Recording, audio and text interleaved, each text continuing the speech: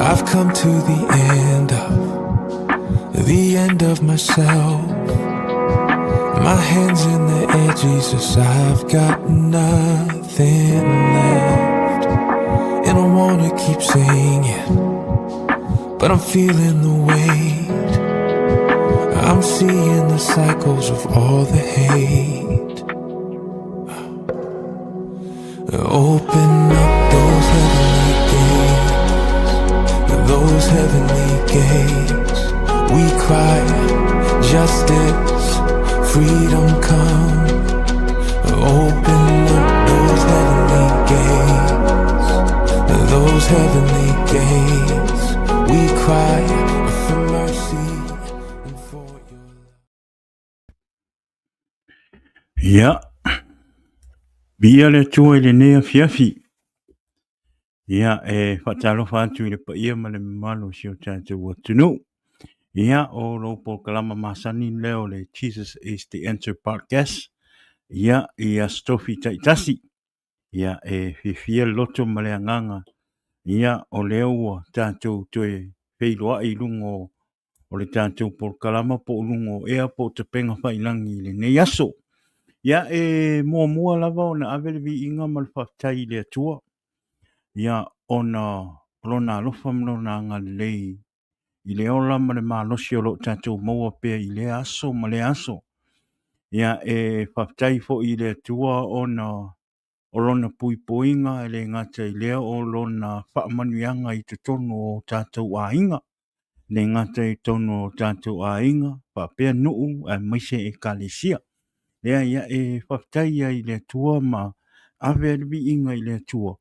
Ona o mea silisili wa ia whaia mo i tātou. Whaftai i le atua e tari tonu o loo manuia uma o tau le alofa o le atua. Whaftai i le atua ia ilona whaama whananga ia i o tātou ainga tari tonu ia i nisi o tātou ainga ia ua o ile wala au pa ia le atua. I le nei fo i vai tau o le nei tau sanga. Ia po le nei masinga ia tari tonu. Ia o loo iai le whaam o loo iai le mawhananga ma le anga lei ma le alofa o le atua. Ia te o tau. Talo i le atua ia whapena ona iai lona anga lei ma lona alofa a o whea ngai o tātou a inga.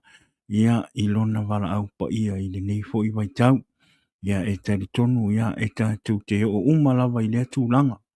Ia whaftai i le atua ia o loo whapena na a mia nisi o tātou a inga. Ia o loo tuu to telo i tātou. Lea ia whaftai i le atua. Ia i lona anga leima lona alofa. Ia ala i le ola. I le aso ma le aso le ngata lea. Ia o le malosi.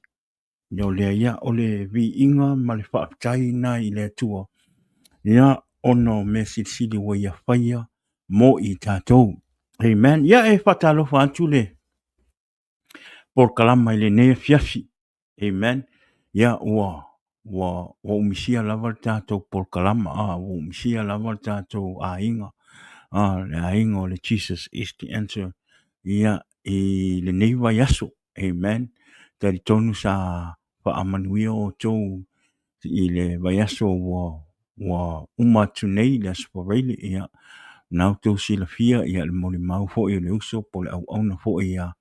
Le sunga le vai malaya a siata sa tātou mafuta pe sa whaima special guest o tātou por kalama. Ia i ala i lona moli mau. Amen. Whaftai le tua wa whapena te le se whaamanuianga le tua i le telo i tātou ala i le moli mau. Tari tono lo sa valia uma i tātou le nei fo i ko ainga o langa sa tātou o lai. O nisi fo i o lo sa valia li temi nei. Ia o nisi ua tu inatu le ola i le atua. Ma whaonga ina le olanga i le ngā ruenga le atua. E ao ngā muli mau. e au ngā moli mau ma mea na tutupu i le o langa o le tangata. E whai ma wha amalo si anga i nisi anganga o lo o pa pēnā o lo o lei loa i le nei lalo langi. I whainga o ti Apollo. A o la na sui mai le tangata ua avea ma tangata o le atua. Ua ofoi na atu le ola i le atua. Ia o le au ngā la le nā. E whainga le e sau e wha amalosi ai le u. I lo uso po lo to fine po o ai lava. O lo savalia le tūlanga sa e savalia a o e ola ma e fia ai meo le lalolangi. Lea ia e fia lava loto ma le anganga ia ina ua maua le tātou mafutanga. Ia e talitonu ia e sausi taimi ia ona toi tātou mafuta la ia malona ma le sunga ia asiata i lunga o tātou pokalama. Ia ono le tele ona tutuangia ia e whaapingata ia ona maua se avanoa. Ia e tātou tatalo i le tua ina ia whapena ana toi maua se tātou avanoa. Ia e tātou toi mafuta i lunga o tātou pokalama.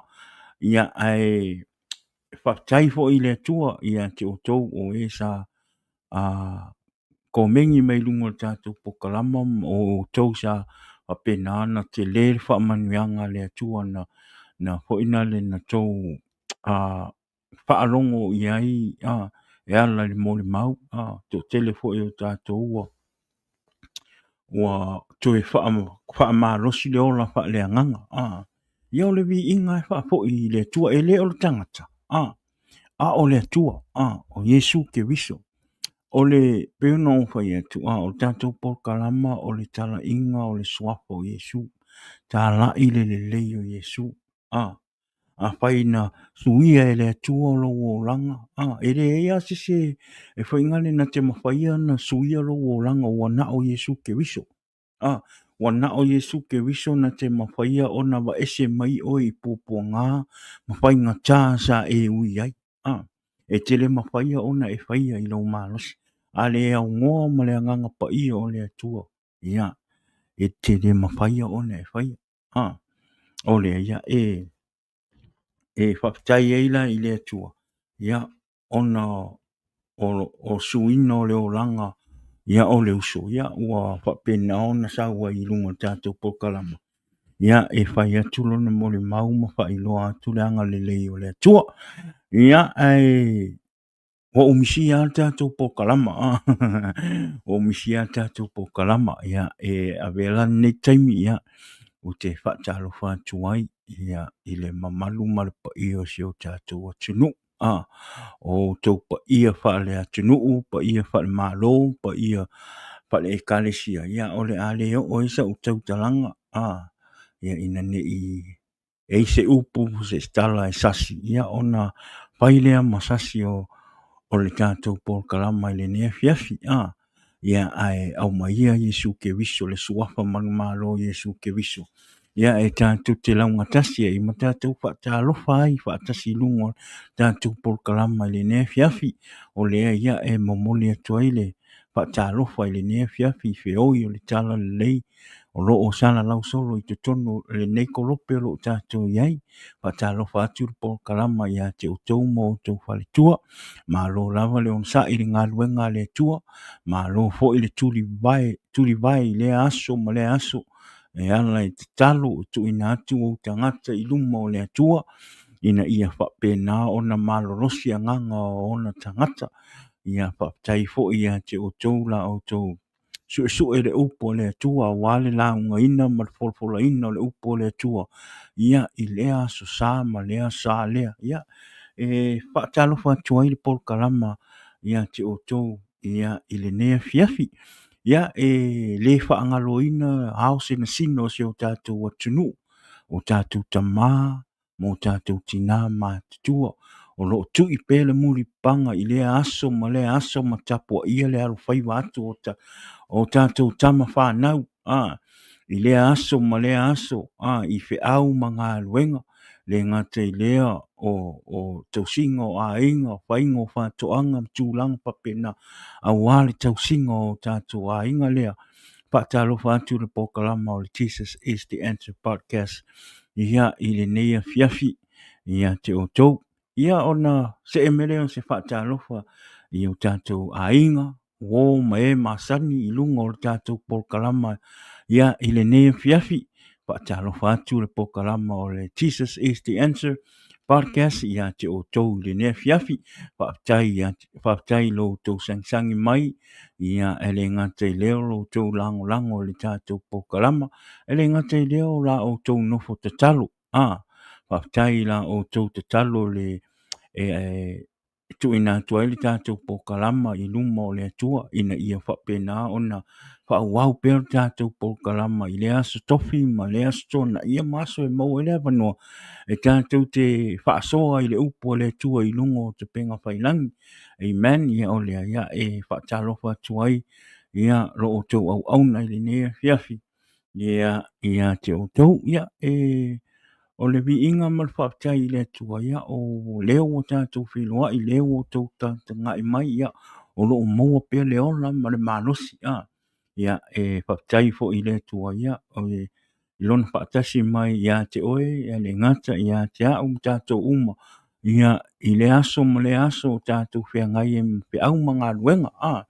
Ia le i lewa mai fo i on tau nuu mai i le ainga mai le whale.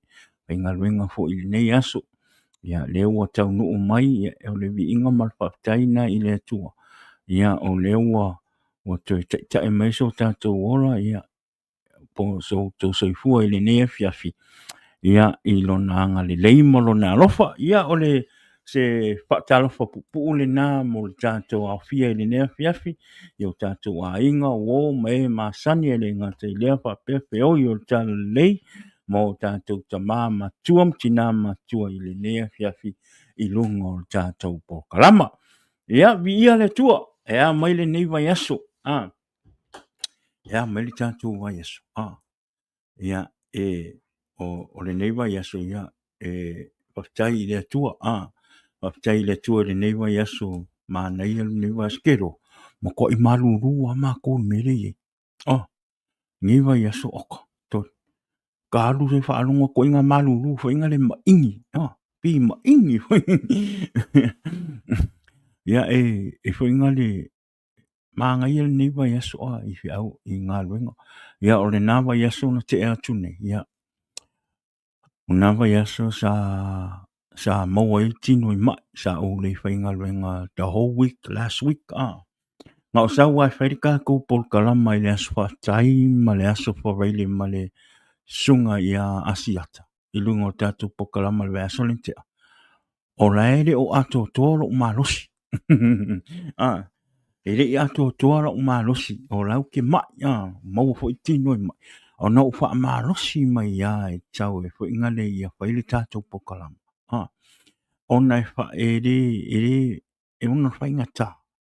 Ona le opo le tua. Tātou wha malolosi tātou o i ngā luenga. I te me tātou te o i ngā luenga. Ki ngā kako whaalunga ko leka ke mamai pe vai. Kake ho ai. E kake ho ai whainga luenga. Sa o ngofo whaila mo o mawhau whapenga. Le e te tau ana o alo e whatau nuu tātou pokalama. Ia aua ne i manu malo ti apolo au ho ine i ne i yei se awala e tamu whaele ti apolo i aua ne i tau nuu tātou pokalama. Ia o le nā mai ma le vai o le tino o sai e sa langona le pae mai o le atuamalo na wha amalo ronga. Mea nau te whaptai te lea i le tātou a inga o tātou o e masangi o le polkalama o le Jesus is the Answer. La o tau nofo talo. O lo o tau talo lea o lo o maua i pēr le malosi. I lea aso ma lea aso e lea ngata i lea. Ia le malosi e sau e whaile tātou polkalama. Ia peo no whai atu. Ia o nawa i aso sa o le whainga luenga do week. Ono le mawhatianga o le tino sa iei.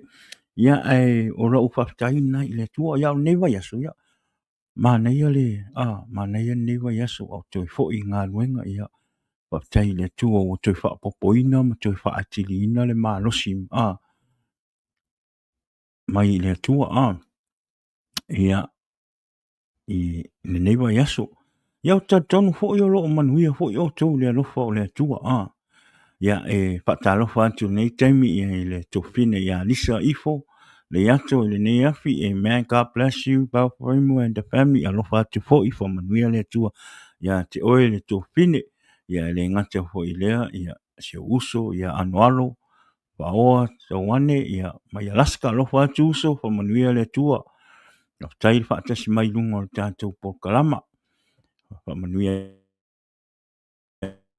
tu le tua ia te o le uso manuia foi fe au manga wenga ia lo fe ngai le aso ma le aso amen ia fa talo fa tu ia i sung nisi fo i sunga i fa fe ngai nga o lo fa tasi mai lunga o tatou live lunga o Facebook ia le sunga fa fe ngai nga ia e la lau my cousin ia i California alo fa tu le sunga fa fe ngai nga e la lau ia si alta tatou mautanga te tonu o lo malosi pea lo sunga fai fe au ia mai se faltua ma le afine ia fa talo fa tu por kalama o Jesus is the answer ia i lo sunga fa fe ngai ngai le ngata i lea ia fa pea le sunga fai fe au ia Alex tu ia sopo ia alo fa tu lo sunga fai fe ngai nga ia Alex ia le wa ho i taimi tatou te le tu fe loai ia fa manui atu le tua fa taile fa tasi mai lunga o tatou por kalama ia o tatou pokalama ia whaptai atu fo i o tatou ainga.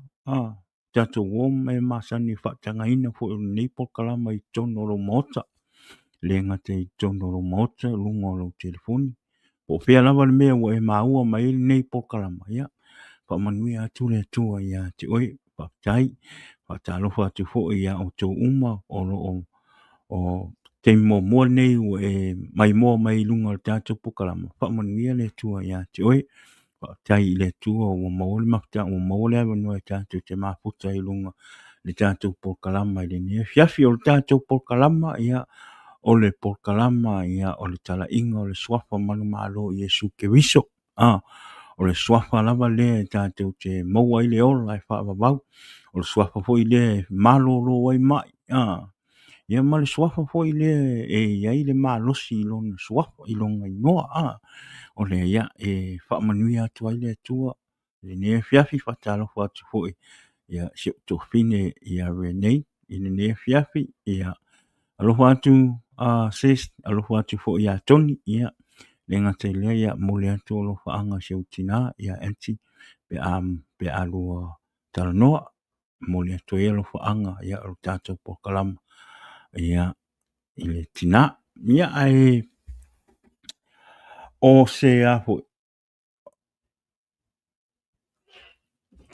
stala tu na i le neiva yaso malva yaso men tupu va yaso te ia whaftai le tua ia tele whamanuanga le tua ia i totonu o tātou ainga ia le ngata i le lunga o tātou pokalama love you too sis alofatu tātou pokalama whamole whai e tere i ila fia ina le tātou YouTube channel o le tātou YouTube channel is under Jesus is the Answer podcast ia ngai alu le lunga e sue ia whai ua tere i subscribe whamole subscribe le kako channel tātou YouTube channel share tātou pokalama whaftai ia o tō uma o e sa whapenana sa subscribe ma share tātou pokalama le ngata le Facebook whapea le YouTube channel ia o le nei fo ia fiafi o tātou pokalama ia o le umi fo si tātou pokalama nei fiafi o le umi o le upo le tua o le whaamalosi le upo le tua ia avea se fua manuia i lau sunga ti atonga o ia vea po nei taimi ia e whatalo watu ai le sunga le au auna ia po le sunga fo ki a kongo ia po le uso fo ke longa o Saki and this Saki right river i le sunga ki a kongo ia Saki ia po le uso fo ia Saki ia to ngane fo ia sio to lua ia lo tātou whaatasi mai lunga o tātou pokalama, ia whamanuia le tua, whaptai lawa le uso, ia le Jack.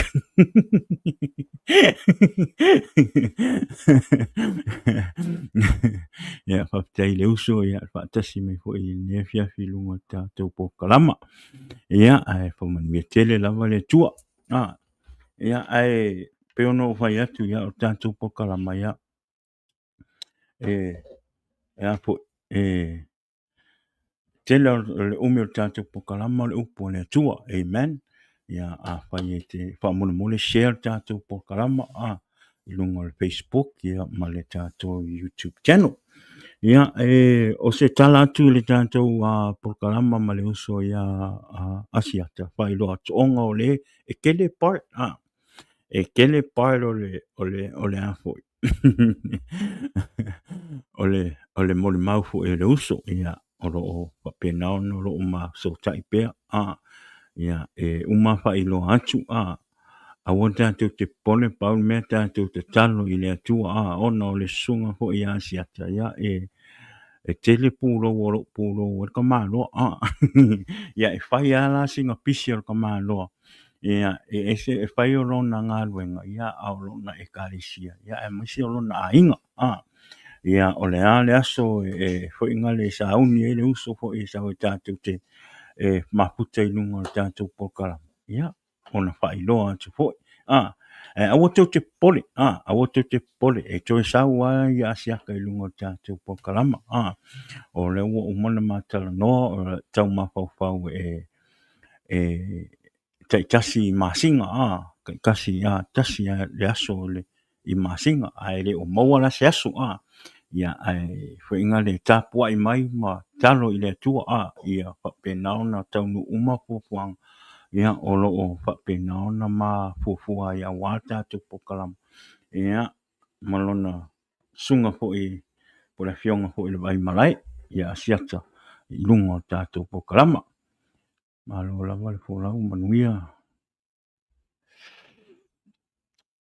au sunga ma fatua whapena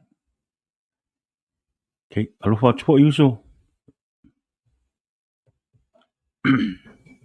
ia whatalofa atu fo i le sunga whawhingainga ia lionga ma le patua ia nora le nea fiafi tātou whaatasi lunga o tātou pokalama ia Facebook whatalofa atu le sunga whawhingainga ia te tonua aiwa aiwa koe whaapopo ngisi paunga aiwa o ovaro ai las whaftai whamalia atu le sunga whawhingainga ona ele i maua se awanoa ia tātou te maputa i las whaftai ia ona sa le nava ia so ia sa ngau sawa pe ka ko pokalama ile ako ko manos ia te ton ia se aso la tamai te tātou mafutai ai lo fatu lo sunga lo whawhengainga ia mai se le patua ia ma le nofo ialu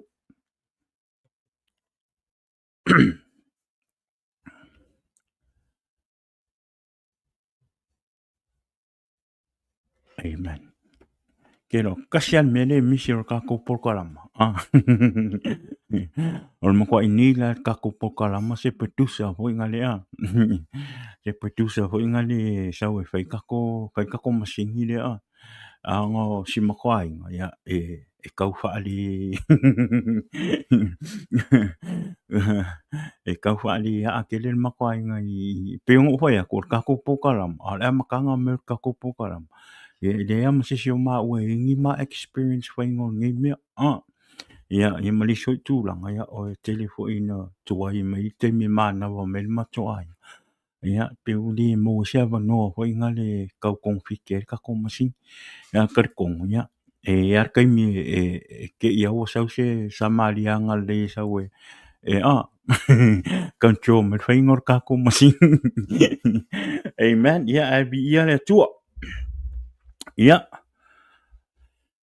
manuia le tua i lau whaalongolongo ne fiafi le upu o le whapena o le whai mu whamalosi ai tātou le ne fiafi amen talo i le tua ina ia whapena o na whaale anganga lo whaalongo le ngata i lea ia o lo whaatasi mai le ne fiafi ia ma le upu o le tua amen a fa'aleagaga lou fa'alogo ma lou vaai ia e faigofie fo'i ona e malamalama i le upu o le atua ia ma e faigofie fo'i ona talia le upu o le atua i lou loto amen o le auala fo'i na e faigofie i le agaga paia o le atua ona galue i lou loto ma fa'amatala atili iā te oe ma fa'amalamalama atili iā te oe lona upu amen o le tatou pokalama ia o le tatou upu e le'o i aso ta'itasi ia e le'o se lauga a o se fa'amalosi o fa'amalosi iā te oe le gata iā te oe ia fa'apea fo'i lo'u nei tagata e aoga le upu o le atua e fa'amalosi iā te oe ma auā lo tatou ola fa'aleagaga i le aso ma le aso a o tatou ola i pea lenei lalolagi ia ua le mea mo'i o le sau o le fili ma le sau o le ti'apolo le ua sau i le vaitau nei ua sawasawa ua sawasawa a o le aoga o le upu fa'amalosi ia e fafagaina ai o tatou ola fa'aleagaga ina ia malolosi o tatou ola fa'aleagaga maise a la tatou lea pei fo'i o a'o pei fo'i o a'o e le'i leva ona toe su'ia le olaga le leva e le'i pou a toa le tausaga ma le afo talu toe sau i le atua ma toe ave le ola i le atua e fa'aigale o le aoga la le upu o le atua le upu o le atua ina ia fa'amalolosi ai tatou me se a tatou le fou mai tonu fa'aolitaga po o fa'ato'a sau fo'i e ave le ola i le atua po nisi fo'i ua leva ana na sau i le atua ala ka alo ai le kua ia e whatalofo atu fo'i le ne fiafi ia i le sunga whawhengainga ia salu ia pali i le ne fiafi whatalofo atu ia i le sunga whawhengainga ma whatua mai se le nofo i alo ia ma le kalesia ia umisia ko fo'i kako mafukanga ia e whaptai le tua te tono lo moa pia i le sunga whawhengainga ma whatua ia le ola ma le malosi fia lava le loto ma le agaga ia le ua tatou maputa i luga o le tatou polokalama faamanuia le atua taitonu fo'i sau se taimi tatou tui feiloa ia o le vi'iga e fa'afo'i i le atua ae fa'apetai fa'atasi mai i le ausuga o le fa'afeagaiga amen ia pei ona ufai atu e aoga le upu o le atua e aoga mo i tatou e aoga mo i tatou e fafaga ai o tatou ola fa'aleagaga ia ua fo'i ne'i na'olo sau i luga o le polokalama i ke fa'alogologo i le upu o le atua ma fafaga ai lou ola fa'aleagaga no e aoga lau sau te fa'alogologo le upu aia aua ne'i tu'ua ai lou faitau le upu o le atua everyday faitau le upu o le atua everyday e fa'amalosia ai ma fa'atumu ai lou agaga i le upu o le atua ona le te me sau le fili e tau mawhai le petia o ma tau mawhai e sau e whaasese lo ma fau ma tūlanga papena e fiu ai ti apolo ai sea ona fo i le tumu lo wanganga i le upo le tua o le fafanga lo tangata le upo le tua i aso aso e pei au tangata fo inga le fo inga le a kole i kulae le ai te whaalonga ko pe lo kingo e wai diskanga ka a kolo le kulae e le ai pe ika ai sea o ngai fo e o le ni le kingo le mea ai e ni le kako kingo nga whawhanga o kako kingo e mau ai le whae sa ili ngā mālosi o le tino e le ngata o le mea ai o le vai ia e whapenga fo ilo tātou anganga e wai le si te mi te leo tātou whai mai o le tātou te ola i le tātou te ola i whaarotanga ma tā ua tātou tangata kewisiana ala uma kwa i mole a le anganga le ola wha le anganga o le sianga sa vali a o whai mai o le le ola wha le anganga ala ma kwa i mole a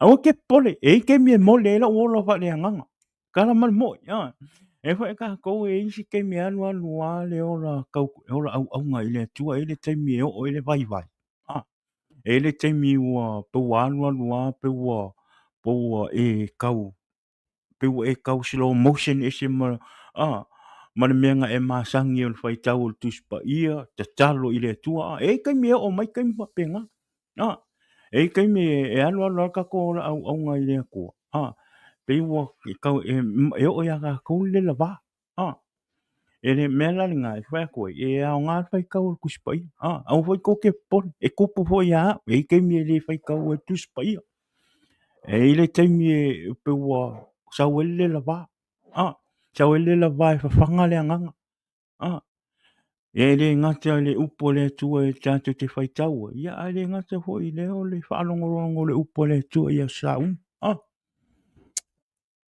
e aho o le nei lau rangi tātou te iei o le tātou wolanga lua i le tua ia tātou maua le loto wha malosi ia tātou maua le malosi amen au fo ine i a vea me tutupu mai o au tafa ma uluma ma tua e whai ma mea o le papena o le e se ma le fina ngalo le tua pe besi mea lalulangi ma tupu mai mea lalulangi tu mau a oi le tua tu mau a oi le tua au e te wha vai au fo ine e wa ai po o ai e po o ai le lei yeah, it is slow motion.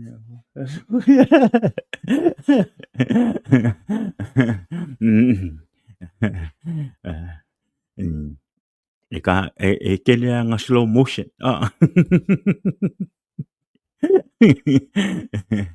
Ia a vi ia le tua.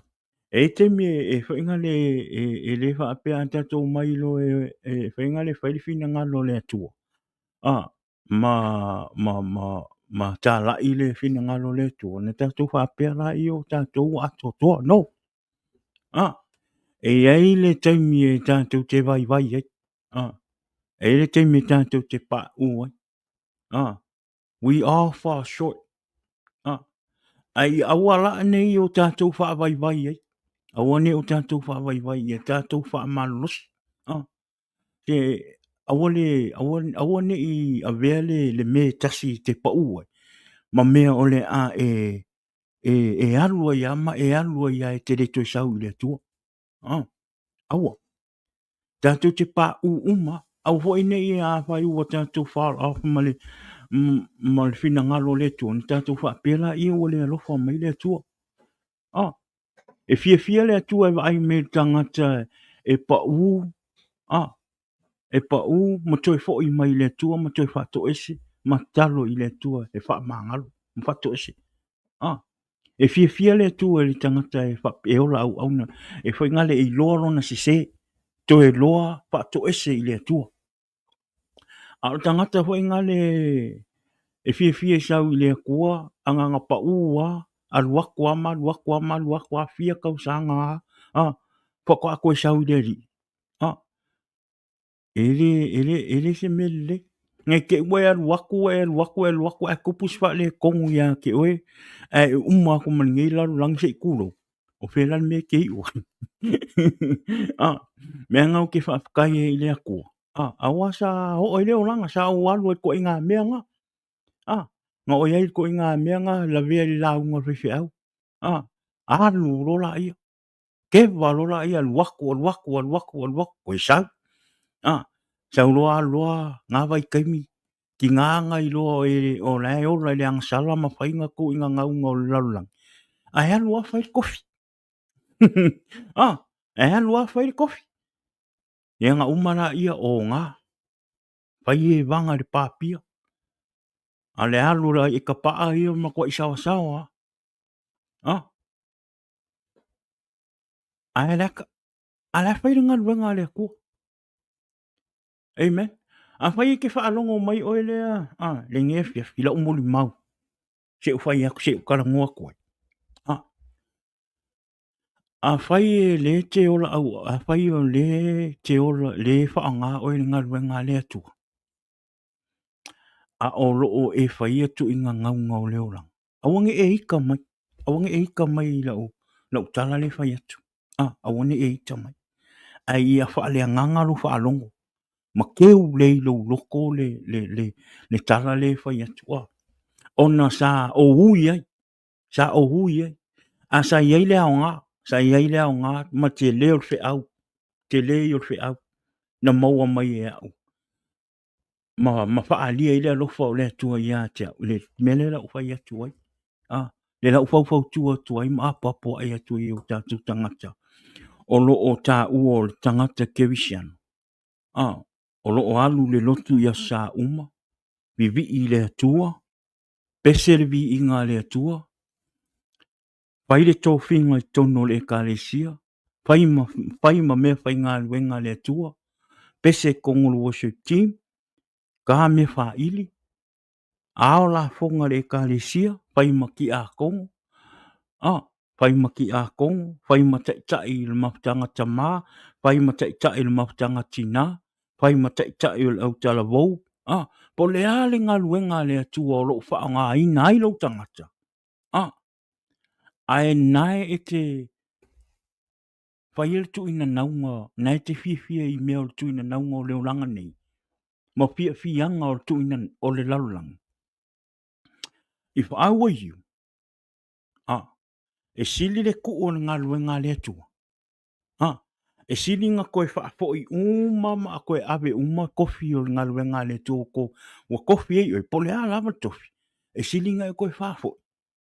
E su mai lau sunga. E ke alu te ka alo ma whai meo le lalulang. Amen. Lau tala ma le moi. O le winga o lau tala. O lau whai atu o na o lau alofa i ate oi. Amen. A whai le iei lau to le whai au tau whinga i tono o le kale siam tūlanga pa pēnā. A o lo o iei meo le lalulangi na e te le ma whaia o na e wa e sea. Lo e re o iei aso wanganga fo inga le tau ma whai e tuu mea lalulangi. E sau ave a tōlo wora ma ave lo se lau pasenge te ngā lue ma whai le ngā lue ngā le tua. E sili lau tuu o le ngā lue ngā le tua. Ai alu e whai le lalulangi. Alu e whai le lalulangi. A woolo ia te oe le meo le loto ua e langona ifo i lo loto ua o i le teime i te tau ona e saue ave lo ola i le tua ma le wha mauni. Ma le wha mauni. Ma le loto sala momon ua e le la wā i mea lalulangi. Na i sau lola ia. Na i sau lola ia. O le winga o lau tala le tau whamatala atu. O mea i o tau mawhai e apo a i atu ai mawhai loa atu le tātou mawhatanga ni nefia. O mea sa o whaia. O leo langa sa o whaia i lumo o sila whanga o le atua. Amen. Sa o whaia le ngā luenga le atua.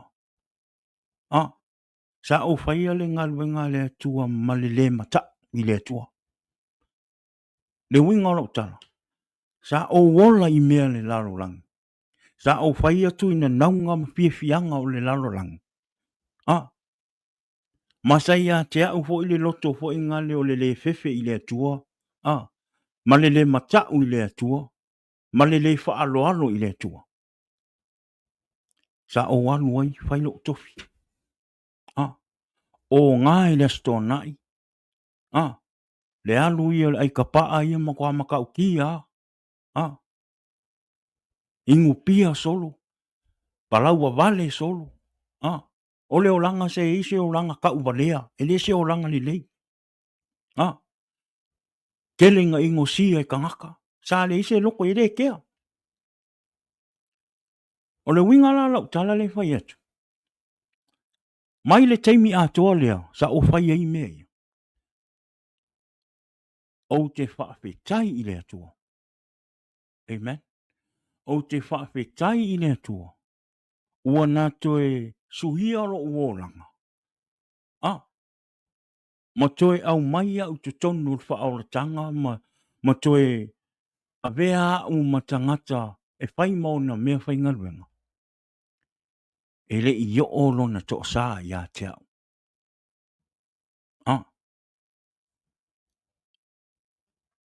E le i o lona to sa ia te au. Ana wha pea sa o fiu pe i lumo le tua ma fa ma alo loto i le tua ma o fia pe fai me lona oka ka fi la pe ngo o me la ke mingi o le fai ai kopu si fa la lave ya ke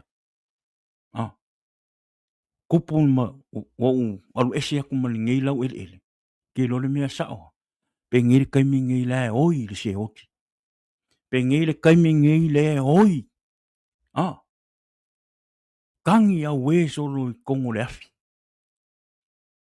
o le winga na lo tala le fai atu o te whaapetai i le atua. Nei taimi a toa sa au whai e nei tū langa le ma tau male le fefe i lumo le atua. Sa iai a le alofa o le atua i atia. Na tu awa noa a le atua i atia. O te whaapetai ai lai i le atua. Wa te suia lo uolanga. Ma ua toe a vea au matangata fau ma le lo i lumo o le atua. Ma a wina mai e le atua i atia au ma tu wina se loto fau i atia. Ma ua vea u maona tali. Ma ua au maua le matau i le tua. Le ua mawhai e ona o tātou. Pei loa i lungo te penga whai langi tātou te whaasoa i le upo le tua. Au tere i loa na i eise le wala au ngā le atua i lo uorang. Sa ma maoa i a te au malo umapau whau o mea o pawa, malona to o lua, malwha nau o le atu e fo i mai le tua. Ia wale mea mo ia. Ana o walu nei, o te alua matai e toi maro ainga. Kusa o mea umana na uia ia uma to o lua man whanau. O te reilo, o le taimine o le prepare. O lo o te taimile o le asau niuni e le tua o maa ua tangata. O lai le taimine mate o mai e whailo na ngaluenga. A te tupu mai nisi mea, ua o i loa. Le mea te tau ona whai.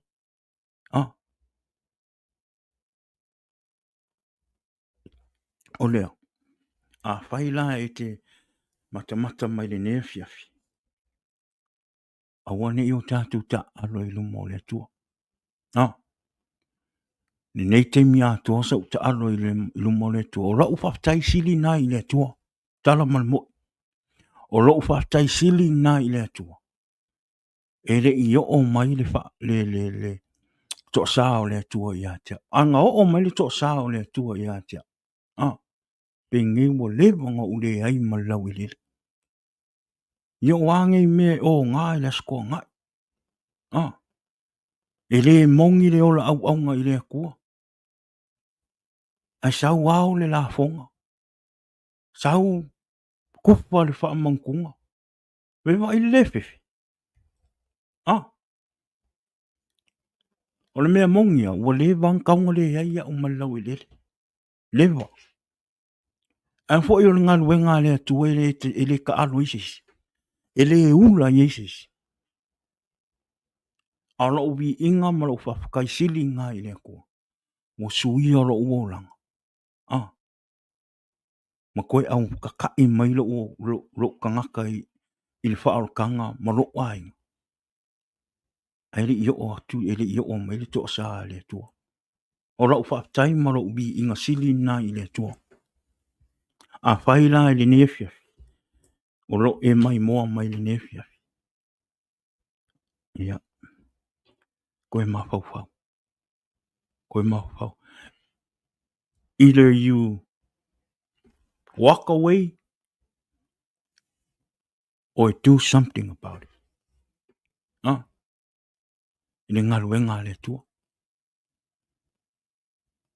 E sili ia te oe, roa ese tu uma ngaluenga le tua, tu uma tō whinga na te whai. E alwe whai le larulangi, sili atu na. I lo nofo pia. Ma e te alo i le tua. Wai, a wane ngalo ia te oe. E ui ala i le i o mai le tō saa le tua ia te. Ia, e wai oi te ua babi. Te ua babi atu ia te oe le tō saa le tua. Tala malmo. Au ho ni ngalo le temi a tua le ta alo ile tua. Te le i u le ni mea o faia. Tala man mo. Ele i ma se mea le nga o faia. Ele i u le lei. Aisha, fo ngale ka alo ile kua. Amen. Ya, o so swani atu na ile ni fia. O le si afa na o le tatou whaasoa. Amen. Ya, o le tusi le la mo mai le tatou upu. Le upu whaamalosi mo oe maa ule nea fiafi. Ya, ro mo mai le lua Timoteo. Lo nam ta upu mo mo whai upu e ono. Se yo oe leiva. Ya, lua Timoteo. Ta upu mo mo whai upu e ono se yo oe leiva. Ya, o se tala masani ya o le nefo i tusi ya o le whaamalosi a Paulo ya ilona tali i whaale nganga ya Timoteo. Ya, le na ave le whaamalosi ya ma fau tuai ma whaaloto tele ele ya le sunga ya Timoteo. Le na atato tala noa ile nefiafi. Ya, ilona upu whaasoa ya whamanuia le tua i lau whaalongolongo. Pe ona ufa yatu whaale nganga lo whaalongo. Ia pena ona talia no fie lo loto le fina ngalo le tua. Whamanuia le tua i lau whaalongolongo i nefiafi. Ya iala i tato upa malosi. Ya lua Timoteo mta upu mua mua. Pa upu e ono se i o leiva. Pa i tawina e whaapea. O le mea lea o te whaamanatu watu wai ia te oe. Ia toi whaamumu le mea alofa mai le tua. O loo ia te oe.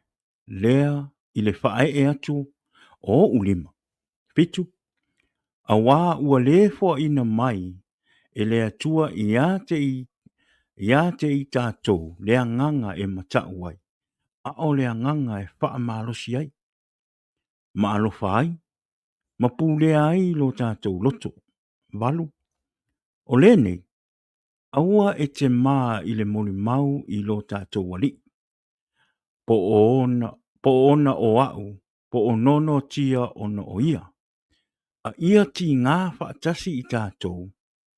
Ona o le tala le lei e tusa ma le mana o le tua. Amen. Pa i poiwa. O le na wha ola mai ia i tātou. Ma wala au mai le wala au pa ia. E le tusa ma le tātou ngā luenga. Ai tusa ma lona lava pina ngalo. Ma lona alofa tūnoa.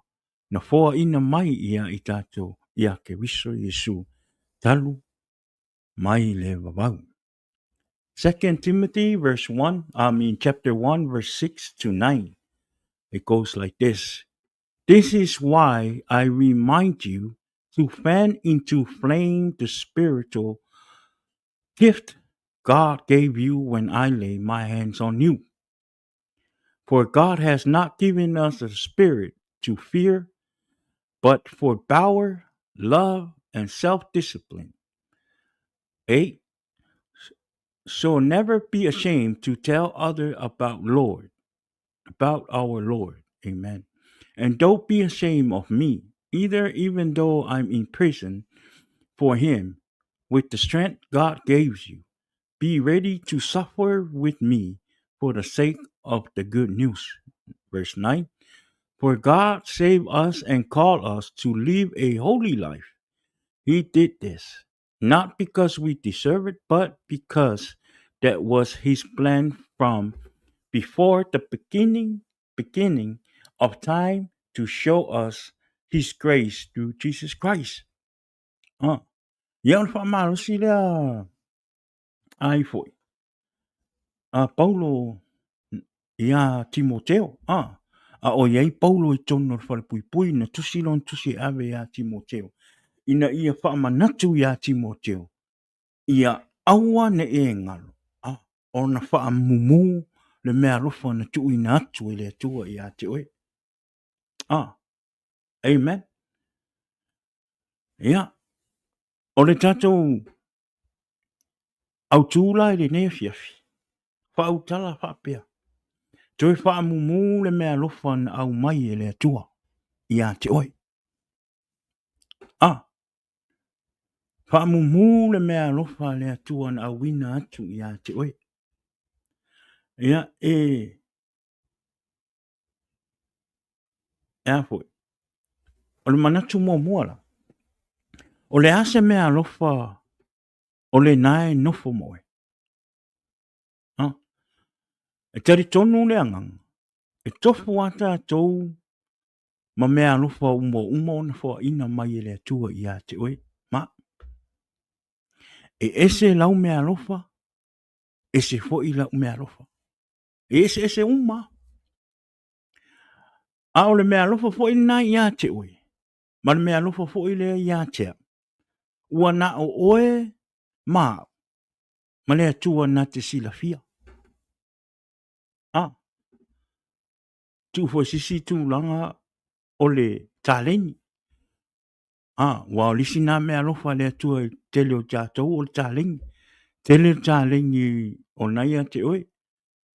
Po le talengi o le loa uma ka mea whaili. O le talengi o le kuka. Talengi o le kuka. Ia, o le aiskele o isi talengi. O le talengi o le alofa. O alofa aku i kangaka. O mea alofa uma mea nga. O le mea alofa le tala noa i le atua. Le tala noa ia Paulo. O ia ifo ia Paulo ia Timoteo. O le mea alofa wha le anganga. O le mea alofa wha le anganga. Ia oa ese ale mea alofa i o meo le tino. Ese fo i le mea alofa i meo le anganga. Ia o mea alofa i o le tino ia tatu te maua uma. Te lea ta lengi o tangata meo le tino o lesi e le leile bodi. Lesi ia le leile la unga wha sa moa.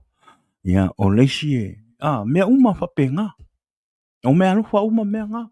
E liska ngaka i eile mea alofa o le mea hoi ngale o le Afrika unga le mea. O le fau kua. E ilong ka lengi hoi ngale e fau kua i le leilonga fau kua le lei ka ngaka. Motivation. E ka ngaka whapenga. E ka ngaka e ka lengi whapenga. Ia o isi ka ngaka e ka lengi o le whaifale. O mea alofa uma mea whapenga. Mea uma ngā tino. O le mea alofa o le anganga.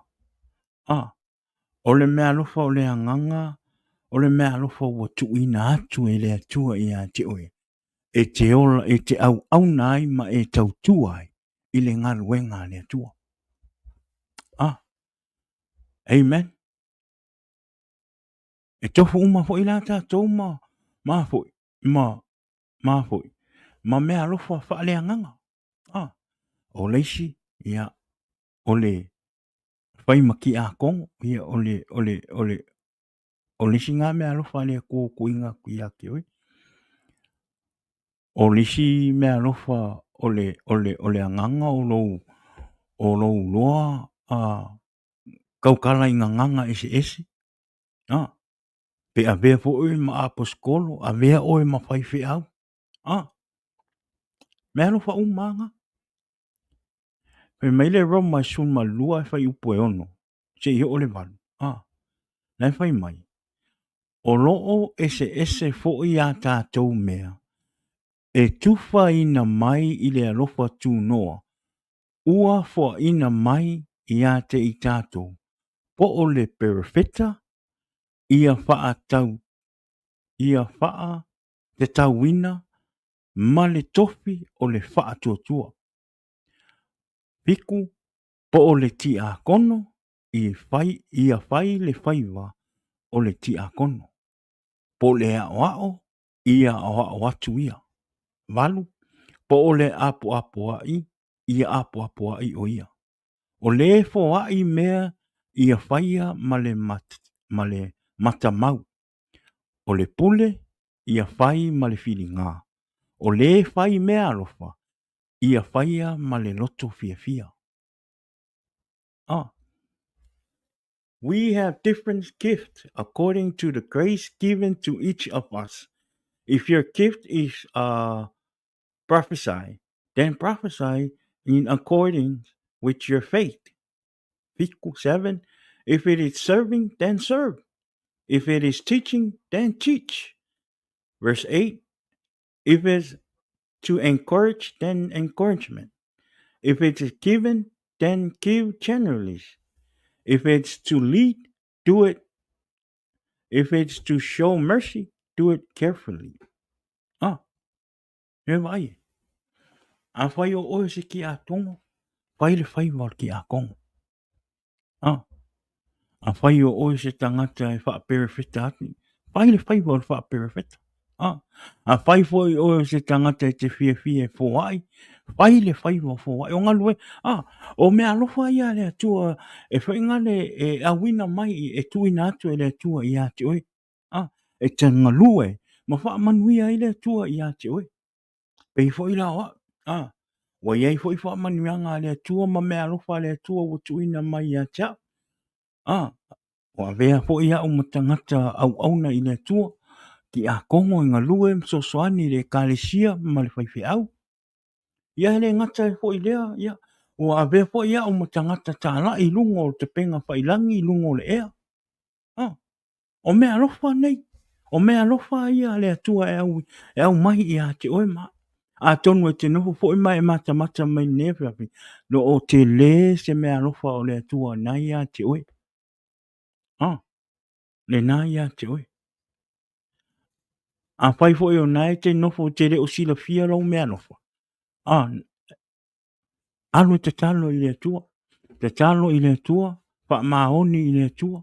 Ave le ola i le atua. Te lia Yesu e avea mo li i mo wha ola. Ah, ona wha ani atu le i le atua i a te oe. Lau mea lofa wa umau na ia sau nia. Ah, ai li whau sia mai tātou. Wa umana tu e le atua le mea lofa wa uma wa iei fo le wala au le atua. I lea tangata ma lea tangata ma lea tangata. Ah, amen. Wai mai le efeso e wha. Wai upo su kasi ma su lua. Wai mai. O ana mea lofa fo. Ia whai nisi ma apostolo. Amen. O isi foi e whai ma perifeta. O isi foi e fora le tala le lei. O isi foi e whai ma leo a toa ma wao. Amen. Ina ia pa a toa ina. Ai le au pa ia. La tau te whai a inga luenga a au auna. Ia ati nae a, ia ati nae ae, o i ati nae ai le tino ye o ke wiso. Ah, mai, so Christ himself gave the apostle, the prophet, the pastor and teachers to equip his people for work of service so that the body of Christ may be built up. Ah, o leo nganga o tātou tō whinga. O leo ngana tō whinga o lea tua ia te oe mau. E tātou te oe ngā lulue, mā ti a ele tino ke wiso. Ah, aua nei o tātou manatu whaatau waa i mea lofa lea tua o tu ina mai ia te oe.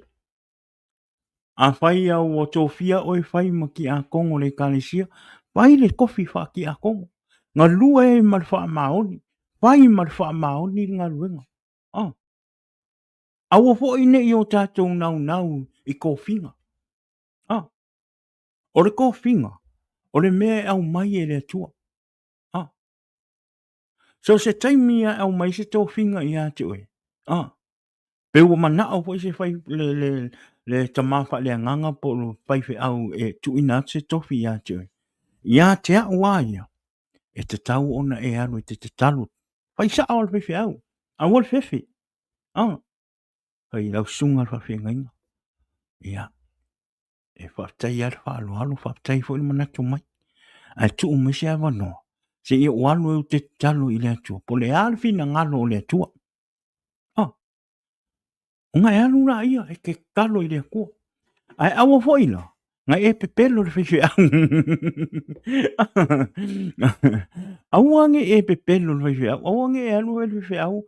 A ono loto. E kere mga oai. No. So se kofi a e mga o le whaiwhiau e tuina tuai e whaonga i nei oi. Ia whapena o na mamaro loto. Ia whapena o na mamaro loto. Awane ia te oe le loto ho ina ne e te le mana oai. Pe e te mana oai. Ai e ia te oe le loto ho ingale. O lo whai atu sa o le whaiwhiau. Tu o mai se awa no se e anu e te tala no i le atua. Ma whaalango lango whaalongo longo i le anganga pa i o le atua. Po le mea o se wala au le mai e le atua i a te oe. La e te sauni e te ngalue. Na e ngalue. A wale mea mo ia. A e whaia ono wa e mana oai. Ono o lau whai mai le whai au i a te oe. Ia. E te tari tono ele o se mea na mai e le atua. E au ngā le tātou o e te talo i le atua. E au ngā le tātou te talo i le atua po le alfi na ngalo o le atua. E le lei le wala au o ro walu e te talo i le atua ma tu ina atu i le atua le mana ongana. O na tali mai le i le atua i ante oi. O na e mauaila i o le file mu i lo loto. O na leo e iloa o le fina ngalo ma le wala wina le o le atua i ante oi. Ma o le mea lofo fo i le atua o tuu mai i ate oi. E te ngalue e. A o fo i langa e anu e whai le ngaluenga le atua. E te waaia e waaia ta ngata le mamalu o le atua i mea o i te whaia. Aisea, a fo i ona o le ngaluenga. Ona fo i o le tofi ma le mea lofa le atua. Ne te wala awina sa o ia. Wala awina sa o ia oi. E le o se mea na e mana o ai. E le o se mea na mana o ai le whaiwhi au. A o le ngā luenga ma le mea na e te talo ai i le atua. Na e te talo ai ma e tui na atu ai le atua. Po le a lo na fina ngalo. Amen. A hao fo ilanga e alu e te la unga. E la ngona e tangata le pa i mai le anganga pa i o le atua i atu. Aisea. E a fo i ono le wara au o le atua.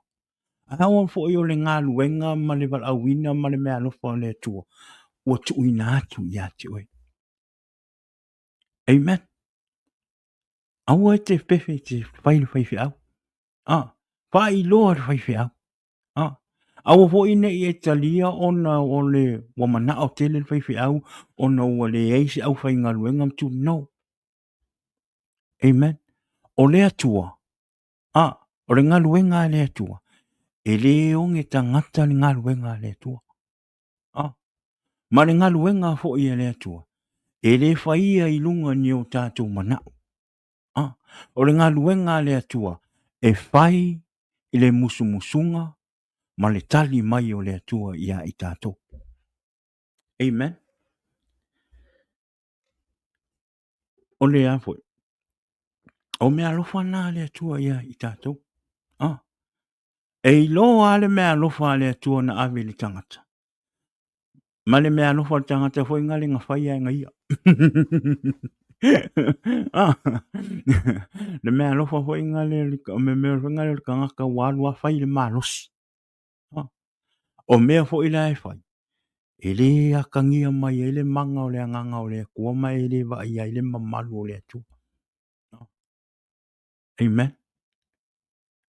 Vi ia le atua. Peo no whai e. E tofu a tātou ma le mea lofa. Tofu fo i tātou ma le wala awina e le atua. Tofu a tātou ma le wala awina e le atua. O le pesili la o tātou manatu mo mo le a. O le ase mea lofa o nai nofo moe. Nai ate oe. A whai o nai te mata mai le nea fiafi. O nai e le mea lofa ma le wala winga le atua. Wa leba na mana o i ate oe. Liswa i ngā mea.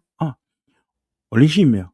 Ua levan kali mai le akua ia ke oe ile I le mea alofa ma le kulanga I kaung whaonga inga I oe ngā ruenga lea kua. Ai o oe ai ke musu e kalia. Amen. E si kaimi o lai kake whaapea o lai kake whaakarikari I lea kua. I lea li I langa wala au inga o kako. Ai rei no. Wa le bang whaakarikari me lea kua I a ke oe. A whaira ke maka me ngai kaimi.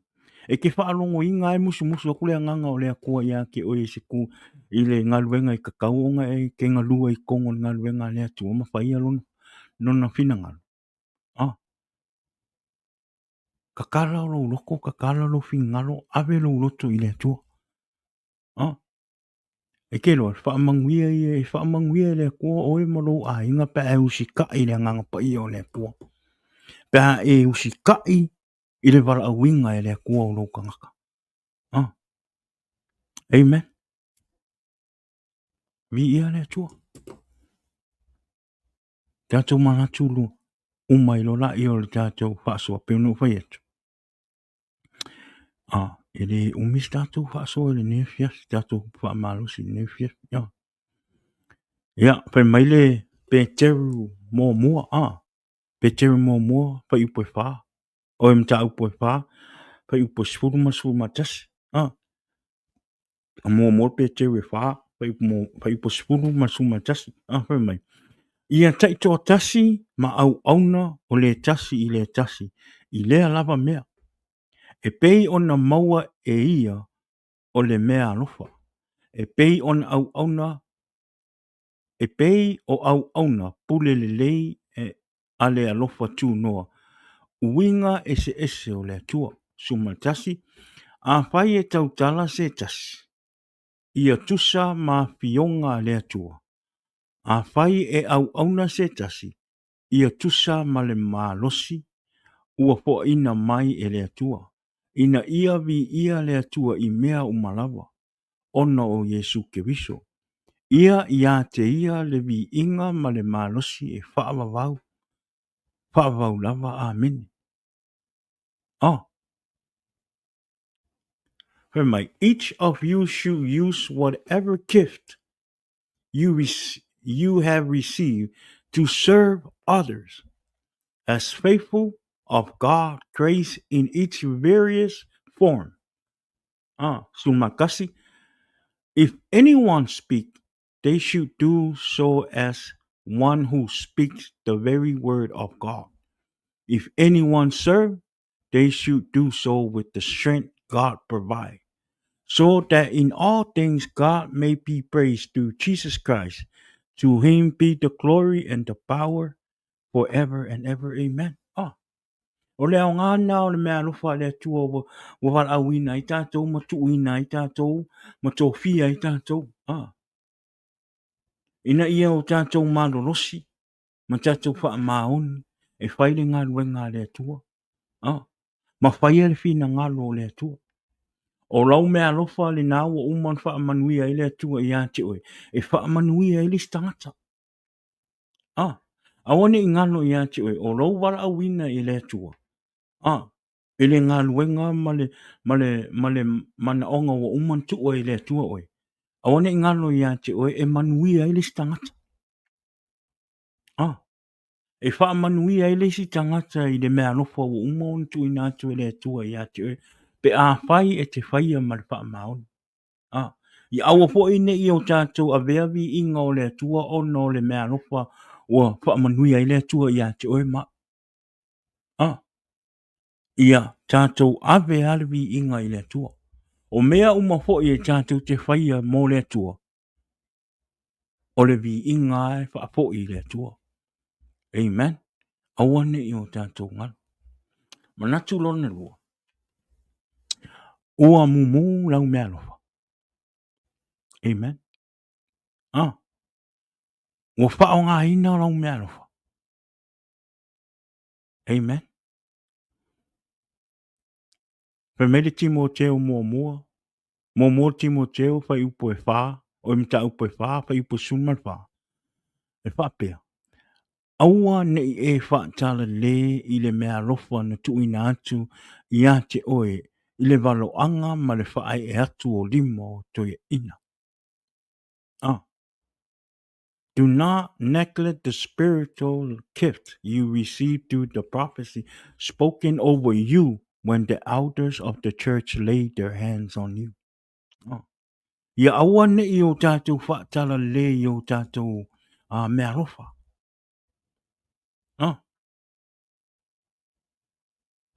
Peo no whai atu. O le ale mea rofa le atua o naua i ate oe. I aua ne e whaatala le ai. Amen. A whai o rau mea rofa o le tā lai tō anga e kā lai. Amen. Tō anga e tā lai le whina ngalo o le atua. Tō anga e la unga le upo o le atua. Amen. E ei le mafu anga na mga tua tua i le atua le mea rofa na i ate oe. O lea, ia e te ngā lue ai ma whai alona whina ngalo. E le i tu ina atu e le atua le mea rofa na i ate oe e te nofo nofo ai. Amen. Aua ne i o tātou whaatala le i o tātou. Te loe tātou le mele whai mai i le whae e i o limo toia ina. Tātou wa ai le tātou anga nuu wha Samoa. A o le taimi e afoi. A o le taimi e whapa i ai pe whai se pe whai le afoi le kaunga le mea. Le melo le sauwha. E whae e limo koe inga. E le ngaka i koe inga. Ai mai se whai fi au. I lungo o ulo o le a whai la whai le swafa makai. Le a whai ma makai o kongo le a inga.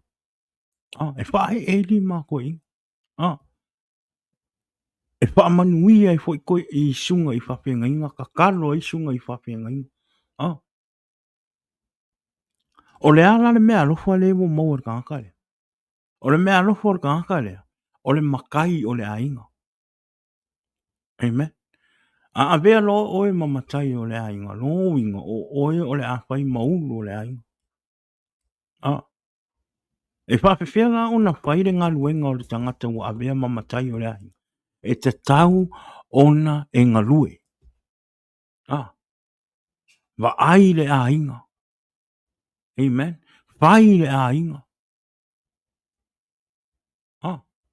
Kausi le a inga. Apo ai le a inga. Ai kero, ke le iso makai. Nganga makai a wakulongo fongofu.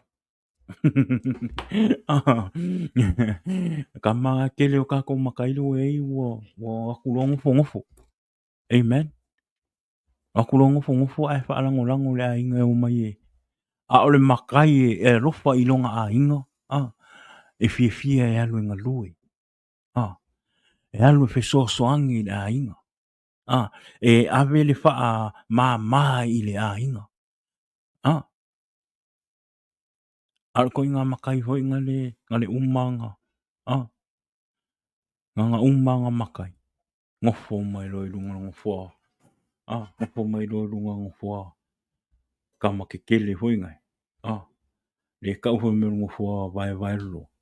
Ea, peo wai le kupu Maua lo le mea ngā ua le sosoangi le a inga.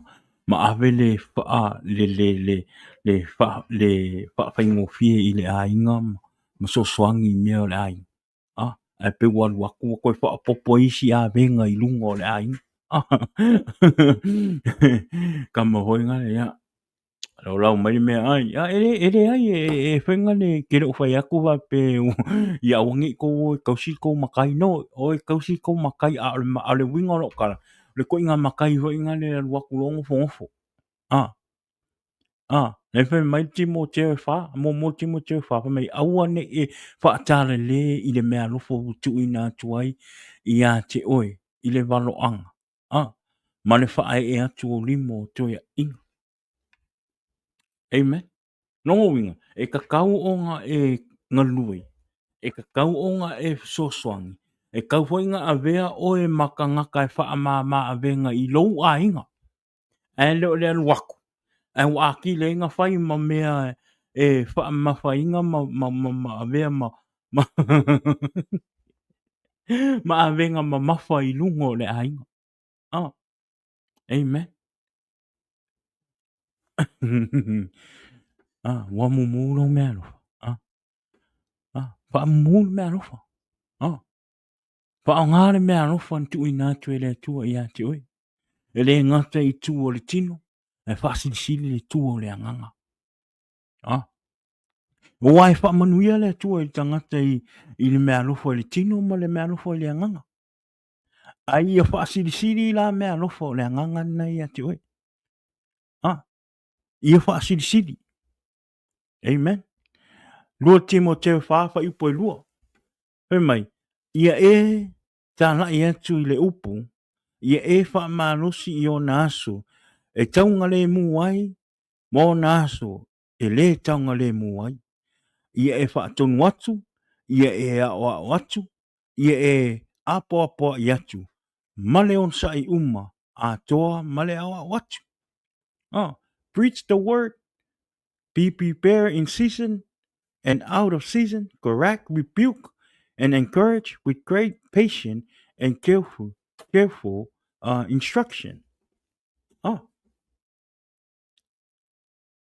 whainga o le longa lua inga o le ngā luenga le mea lofa le atua nei ate oe. E te tau ona e fie tā lai le upu. E te tau ona e wha malosi le teimi e o mai pua ngā ma whainga tā. E te tau foi ona e wha malosi foi le teimi e mau e saunga le mu ai mea uma. Le wha pea ngā o kaimi whainga kā e ke iloa ai. Nga e alu e ke wha malosi ka ngaka ma. No. So se kaimi a. A aku. Amen. O rau ka la i aku ma whaia le ngā luenga le atua. O ngā e ke wha mumu winga ro mea lo. Peo ngō whai aku. E le ko ua mai e le atua le mea lofa i a te oe maa. Ma lo wala awina. E tātou te o mai e tātou te nofo. We have to do our part. E le mawhai o na tātou tofo. Ma tātou i loa le mea lofa le atua wa umana o mai e ia i tātou. Pea whaina le tātou o mai ia e tātou te nofo e le ingi o tātou ngā luenga e whaia. E le whapea a tātou a peu a vea oe maa wao. Ona e whapea lola ia o na o lau la unga i le upo le atua. E whao ngā inga i oe. No. Kele a mea i whao ngā inga i lau kofi. E le o ngā wha mai pai pam ma look nice. Amen. Le winga o tala. Awa hoi nei a veo tātou tofi ma me tātou te le fia i e whainga le e au auna. Le winga o tala. Ia tātou ngā lulu e whaatasi. Work together. E whaile ngā luenga le tua. E pai foi oile a wa ona e sau e so swani le tofi. E le ki a kongo. Wa me o le ni le ki a kongo so swang. Sumelo sunga so swang. Doesn't mean because o ngā ki a wao doesn't mean ni kele ma whai. No. Ka ko ngā lulu e whaakasi whai pa winga le ngā luenga le tua. Amen. Ne whai mai. Ia tātou o atu. Apo i atu. Mono sai i mea uma. Ma tātou ngā lulu e whaatasi ngā luenga le tua. Amen. Tele i o ngā luenga o mea rofa e te tau ona tātou teke ni whainga le te tau ona whaamumu. E iris tangata e eile mea rofa o le rofa. A whai au lau maa sani o lau alofa atu i tangata. E ala i whaai atu o tupe i tangata. Po o mea ai, po le alawa. Whaamumu pea le nā alofa i lau loto. Whaamumu pea le a whai au lau tangata o lau maa sange ke fia e whaai atu pe te whaamanui atu i nisi tangata e ala i tupe o mea tau mawha se i tūlou o lava. Po le a se mea e te fia e whai mo le tangata ma le tangata ona o lau alofa. Whaamumu pea le nā alofa i lau loto. Amen. E le ia se tangata e whaamanuia tu ngoa na o le atua na te tau ia tu ia te oe. Mea le lei e te whaia. Whaamumu pele lofa na i lo loto. Amen. Whaia o no lo loto mama mo lo lofa i le atua.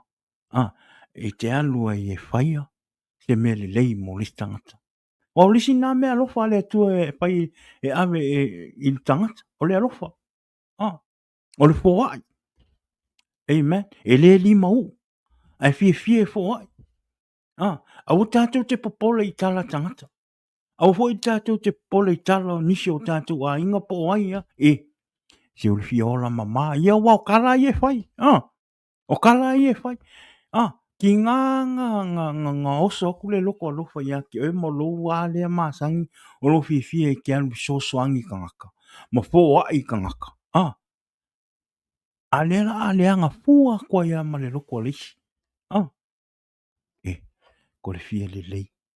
La fua alu ki nganga i loa le ingi mea ai alu ai ave kupeo. Ave mea ai o. E wha fia ngi ai. Ia wai kukupu. Amen. E keilo. E ke ko mumu e masianga me i o a inga. Me se i o a inga. Ile whaau ngā nii po o le uso ma le uso po le kua finge po e ke ko mumu loa se mea o loko o lua se mea o se mea le leila e whai e loko o lua mo se si kangaka ke loa mai mau a koa kalaman mo. Amen. A whai whakaika inga a whai o ke alu e whaamang e alu se whaamang ianga e sisi kangaka e ala se kupe po se mea ai ai ko mumu loko o lua e ke loa ko inga wa koa lau alofa. Lau whaamaongi mo lau ngau le i whaamanguia sisi kangaka ia ki oi. Kusa leua koe poloka e loko o lua. Whaamanguianga e mai le kua ia ki oi. Poso uso hoi poso ko fingi. Pe o le vā hoi le uso ma le uso.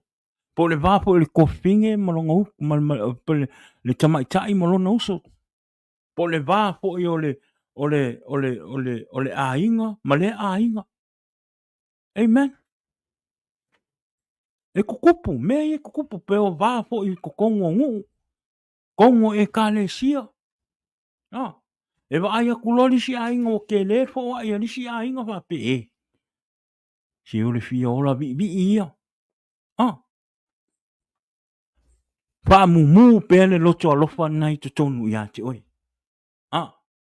Wha mumu pe. Amen. Po le ala le tele ma tele ato tala tangata ia te oi. Pai pea oi. E le au mai e le tangata nā le manuia ia te oi. E fua ina mai ma toi wha popo ina ma wha tele ina e le tua. Wha manuianga ia te oi. Ona o lou loto alofa. Ma lou wanga le lei tangata. Wha mumu. Koe mele whata o te suma tase e wha ipo e lusuma lima. Ko tiki au maga kou. Koe mai.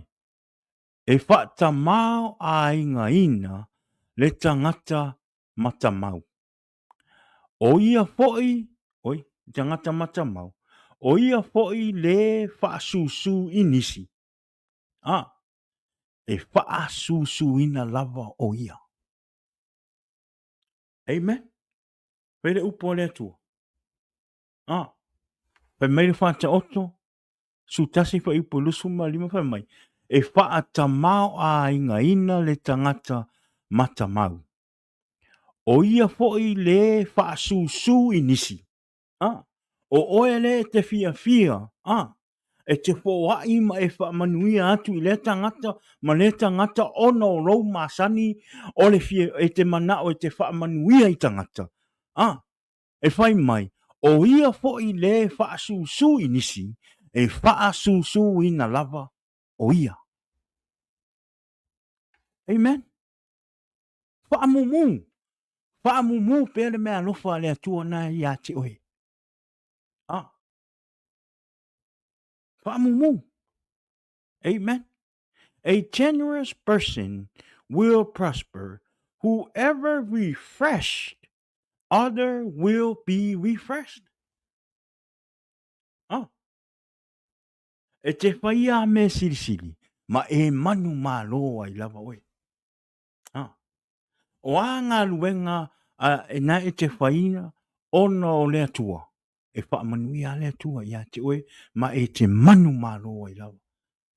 Ah, Koe mai le pe teu, mo pe teu e wha, pa upo e walu ma le iwa.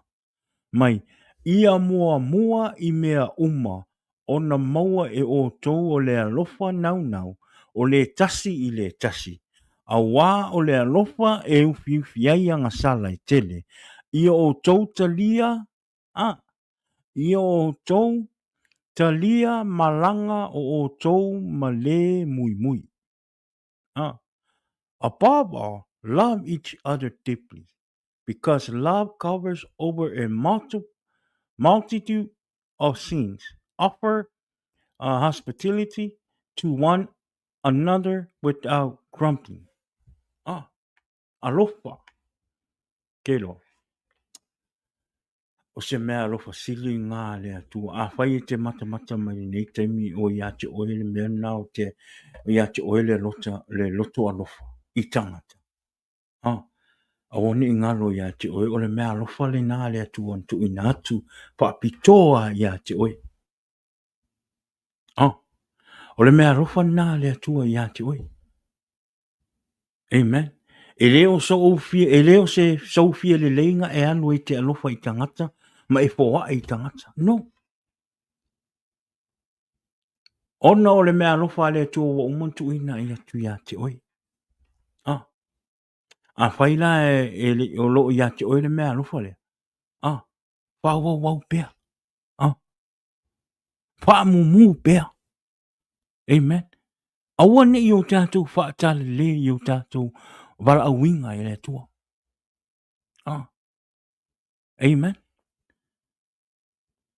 Pata o te sumatasi, hei poe lua fitu, ma lua walu. Hei mai, o le na te sa ili le. Na te sa ilia le alofa. A o le na te sa ilia le leanga. E o lava lea i a te ia. O le na te whau pa atua i lona o loa. E pa u lava o ia. A o e a mio tonu e tupu matango fia i lato. Pei lau o le la au. Tato wa ai. Amen. Sa ili mea le lei. Whai mai o mai o e o sa ili mea le lei. Wana aia sa ilia le arofa. Mai a o le sa ili mea le anga. E o lava i a te ia. Amen. Wha o ngā le mea arofa le atua na i a te oe. Wha o ngā le mea arofa na le atua i a te oe te sau te au auna i le atua. Sa ili mea le lei. Sa ili lo ola wha le anganga. Ile ngā luenga le atua. Mai, whoever seek good finds favor, but evil comes to one who search for it. Those who trust in their riches will fall, but the righteous will thrive like a green leaf. Pe me e ola pe o lau o le la au. O leo langa ngā tangata ua. O wha maoni lona wala awina. Ma le tangata ua. Wha mumu pēr le mea lofa le tu o wala awina i matu ina i atu. Pe me e ola. Pe me e ola pe o lau o le la au. Amen. O mea e te whaia i leo langa ni. E fua mai i lo o langa. O me le lei e te whaia, e fua mai fo i me le lei. O me leanga ma me se ma me le e te whaia e fua mai fo I lo o langa me le ma me leanga ma me le te whaia. Amen.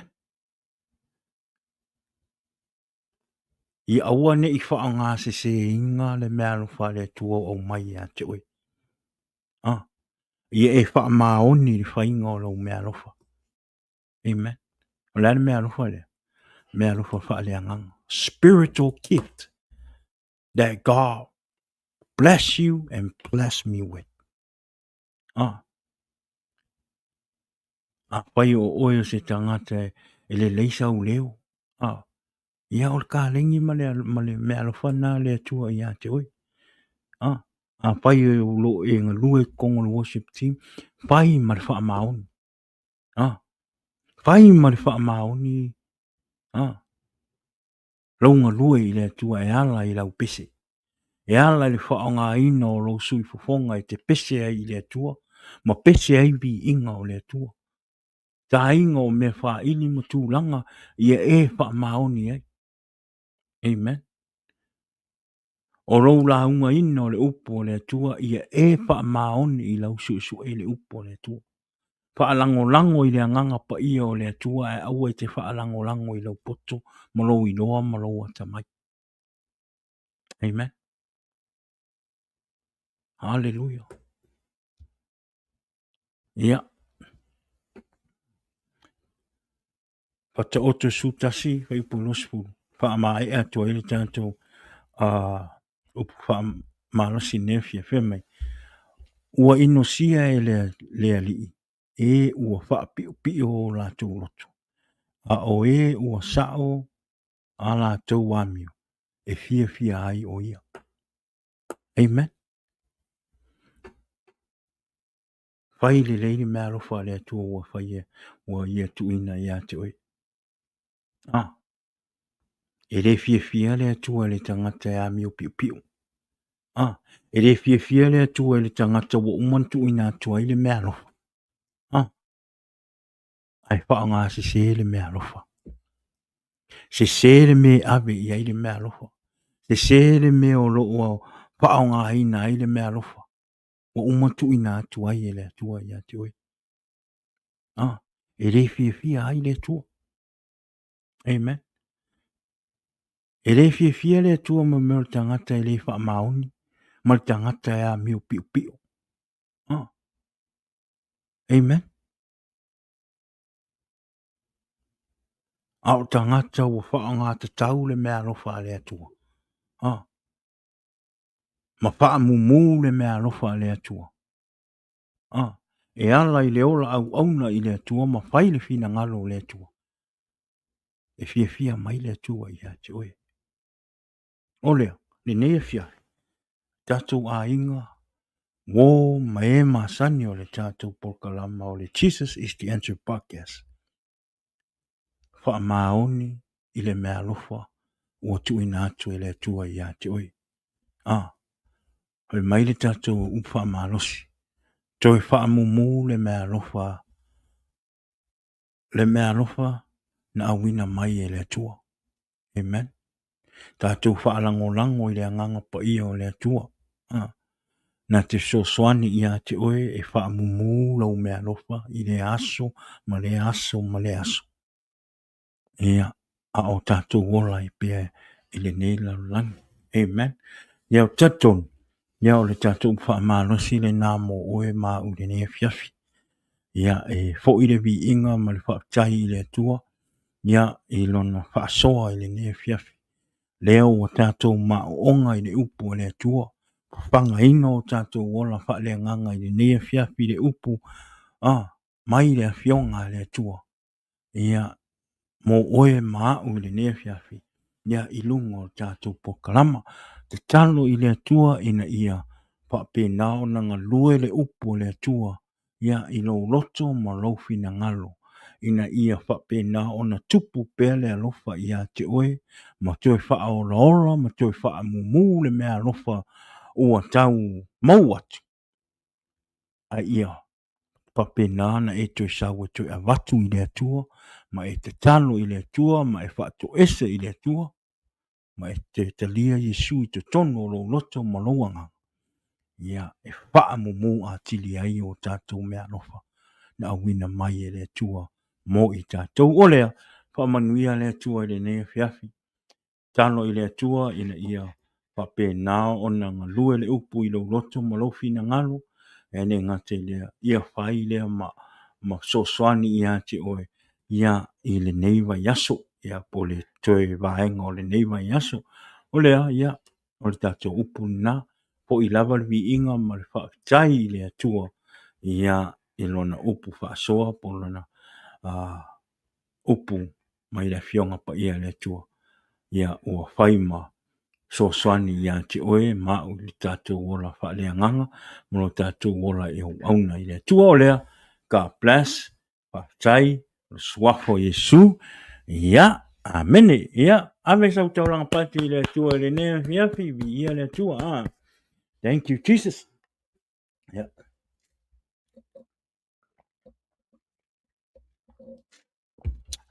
Yeah. Ole ali fa umata tu por kalama ya. Ole afoi.